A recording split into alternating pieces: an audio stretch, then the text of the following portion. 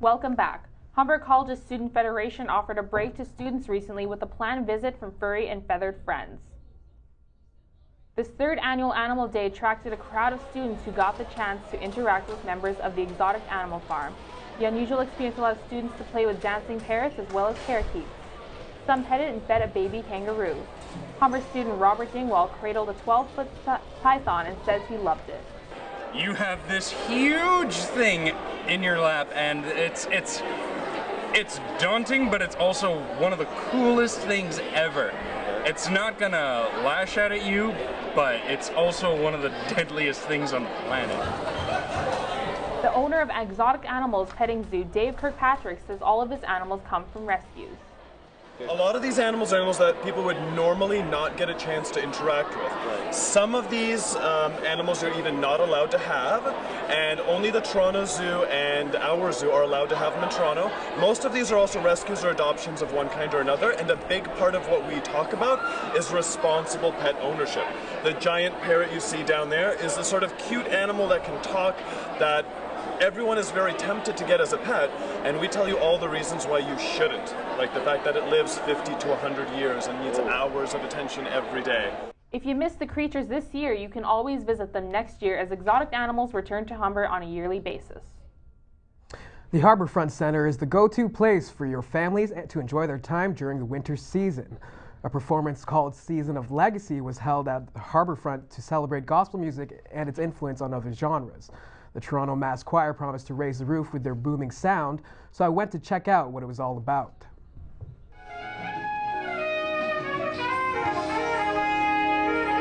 Uplifting gospel numbers filled the halls of the Harbourfront Centre, from the smooth trumpet solos, the gospel family collective Generations, and a roaring performance of the Toronto Mass Choir.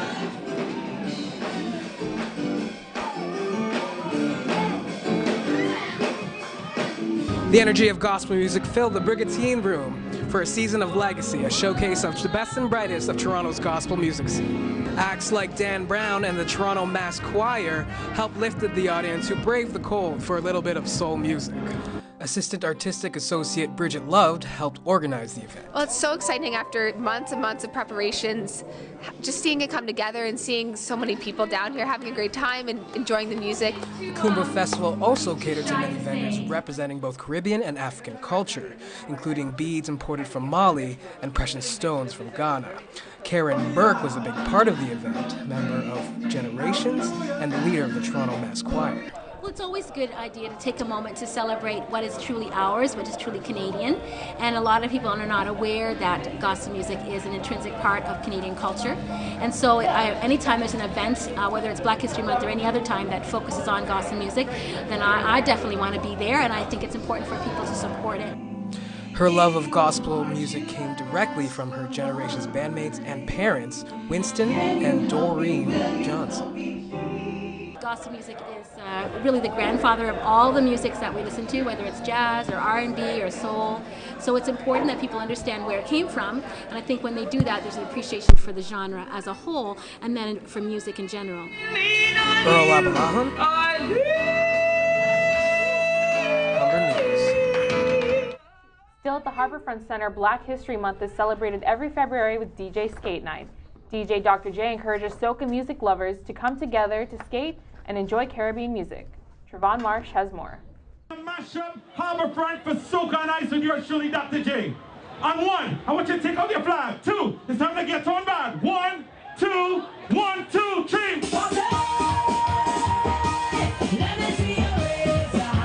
Raise your hand. Put it up, put it up. Put it up, put it up. Let we start it now.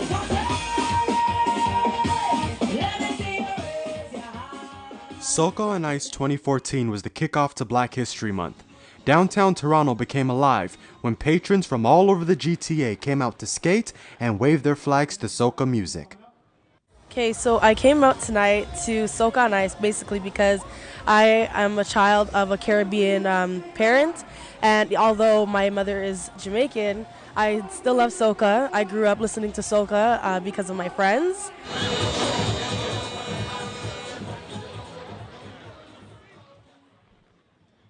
Hosted by Dwight Drummond, the yearly event celebrates great food, culture, and an overall good time.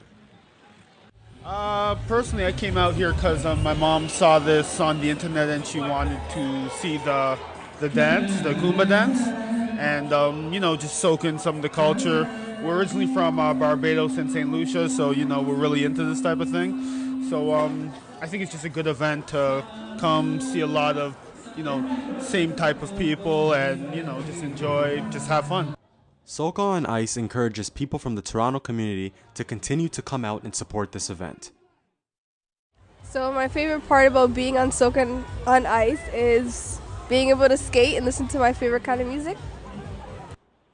Many residents from the GTA area, whether Jamaican, Trinidadian, or African, all came together at Harbourfront Centre to celebrate Soca on Ice for Black History Month. Trevon Marsh, Humber News. The selfie has gone from fad to fact of life. From taking your own picture in the mirror to celebrity poses at the Oscars, self-taken profile pictures are finding their way into every aspect of our culture. We at Humber News wanted to find out a little bit more about the selfie, so we sent reporters Ainsley Smith and Chantilly Post to downtown Toronto, using nothing but their cell phones to see what people think of this trend.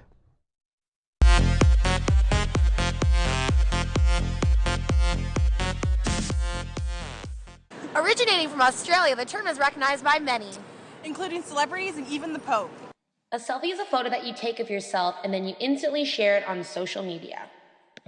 How often do you take selfies of yourself? 1 or 2 times a week. 1 or 2 times? I take them all the time. Do you ever, what's your favorite kind of pose to take? Like mirror shots, muscle shots? Duck face. Perfect. When you upload a selfie online, you're sharing your photo with the rest of the world.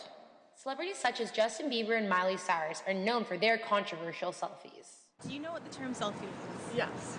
Do you take selfies? Sometimes. How many selfies would I find on your camera roll? Well, none, because I just got a new camera. Ooh, how many do you think there'll be in about a week? Probably about 4. 4, so you're a low number person who takes selfies. I guess so. The Oxford Dictionary chose selfie to be the 2013 word of the year. Never be too shy to take a selfie. I'm Ainsley Smith. And I'm Chantilly Post, and this is Humber News. That's all your news and entertainment for today. I'm Jasmine Cavite. And I'm Earl Abalahun. Thanks for joining us on this special edition of Humber News.